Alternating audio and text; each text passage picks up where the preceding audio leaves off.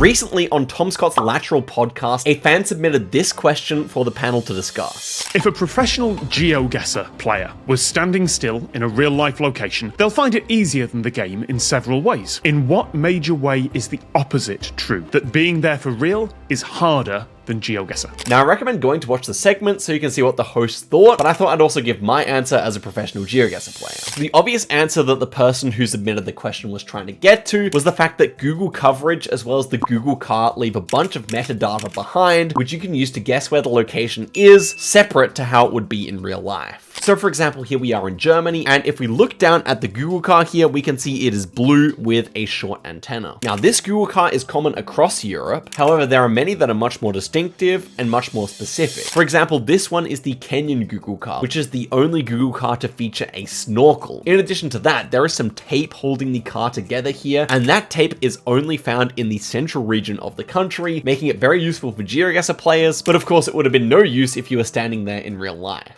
In addition to that, if you look up in the sky in Google Street View, you can even see the year that the image was processed. This one is 2022, which is a year that is particularly common in Poland. And the final thing I'll point out that would not exist in real life is that in some countries and regions, the season and the weather are highly relevant to a professional Geoguessr player. For example, in Montenegro, all of the coverage was done in July of 2016, meaning whenever you're in Montenegro, it's always summer. So if you see a wintry image on Geoguessr, you can discount Montenegro. And they also have these rifts in the sky, and yeah, I went to Montenegro, they don't exist in real life. That's also something left by the Google coverage.